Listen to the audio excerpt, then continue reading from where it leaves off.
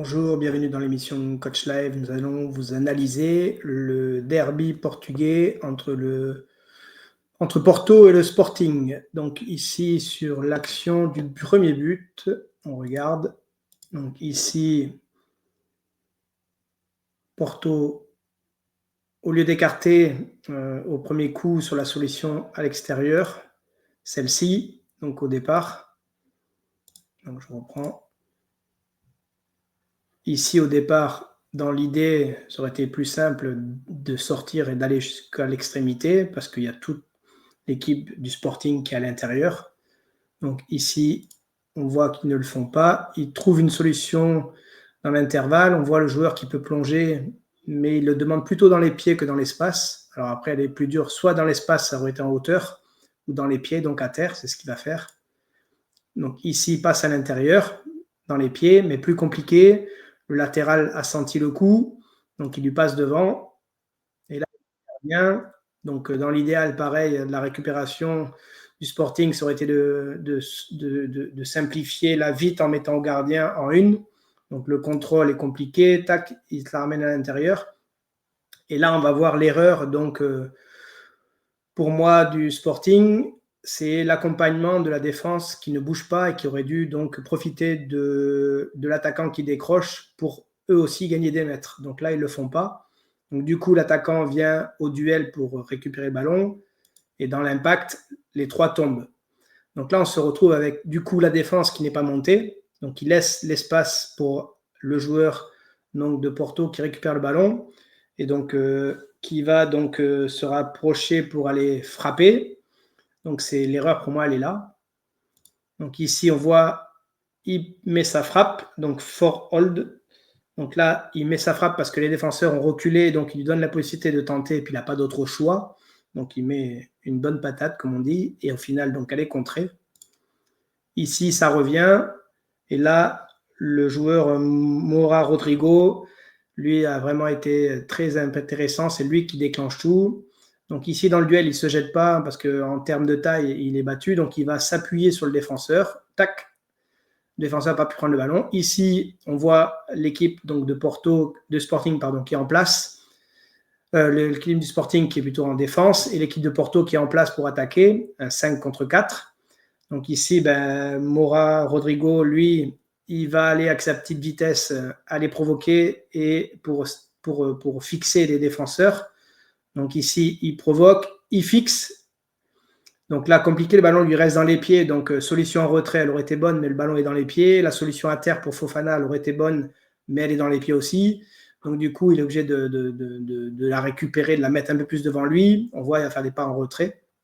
Les défenseurs, ça leur laisse le temps de se mettre dans la zone de passe. Ici, il ferme l'angle. Donc du coup, ici, on voit le ballon par-dessus a éliminé toute la défense. Donc le joueur qui est au deuxième poteau, grâce au duel de Seko Fofana, se retrouve à faire leur prise de volée. Gardien bloque l'angle. Donc là, c'est de l'attaque-défense comme du hand devant le but. La chance, c'est que le ballon revient à chaque fois. Donc là, pareil, Seko Fofana, il a sa première chance de frappe. Pareil, la défense, du coup, aide le gardien et vraiment défend que sur le but. Le ballon revient, ça continue. Encore la défense qui doit défendre. On voit qu'il y a une zone de frappe qui est peut-être bonne à droite du gardien, mais là, c'est pareil, il faut aller au plus vite. Donc, c'est contré et Fofana donc, se relève. Et donc, pareil, on voit bien le bloc devant, le gardien pas simple. Et là, la frappe, elle passe et but. Et là, on va voir l'erreur, pour moi, sur ce but. Ici, le défenseur, donc je pense que la passe aurait été mieux à l'extérieur, mais bon, on va dire sur la finalité, c'est eux qui marquent. Donc ici, la passe à l'intérieur, le défenseur anticipe, ok. Et c'est ici, hop, j'ai pas mis l'arrêt.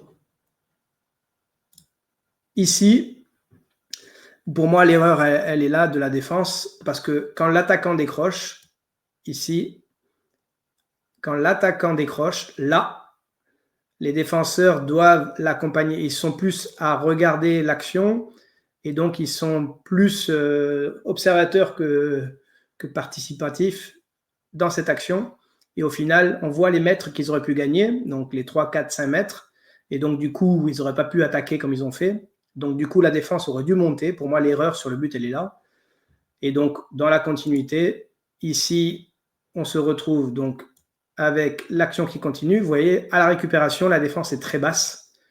Donc, les mètres qu'ils n'ont pas gagnés, bah, là, ça leur incombe. Et là, on voit, tac, s'ils avaient été hauts, ils gagnaient les mètres. Et donc, du coup, ça aurait été très bien. Et l'attaquant n'aurait pas pu venir provoquer pour aller à la frappe. Et là, donc, dans la continuité de l'action, on voit, il va à la frappe grâce au fait que la défense soit basse. Et après, c'est tout un enchaînement. L'attaquant Moreira, qui est malin, là, on le voit ici. Hop, il provoque, il fixe le ballon dans les pieds, il met au second, c'est bien joué. Et là, après, c'est un enchaînement de frappes et de reprises avec ce bloc défensif. Ici, il y avait une solution à droite. Donc, le joueur a fait ce qu'il a pu, il a frappé là où il pouvait. Mais c'est vrai qu'il y a une solution à droite du gardien.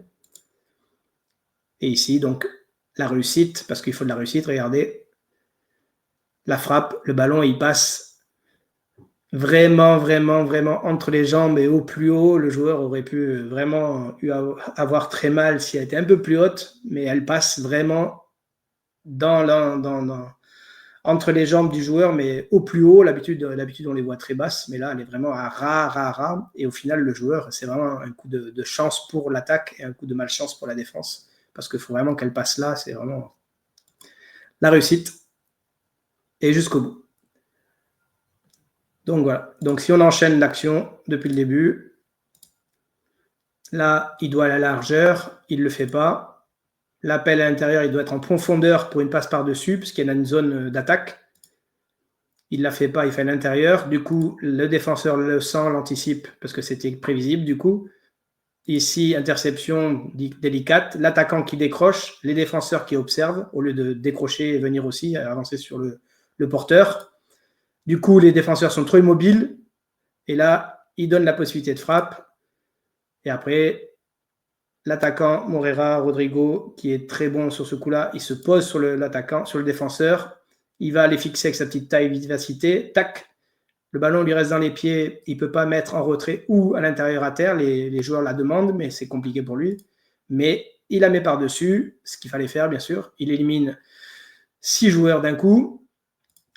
Et là, enchaînement, après, c'est du bowling. Ça tape, ça enchaîne. Les défenseurs font ce qu'ils peuvent. Ça frappe. Et ici, la réussite avec le ballon entre les jambes. On voit l'erreur ici, plus flagrante. Tac.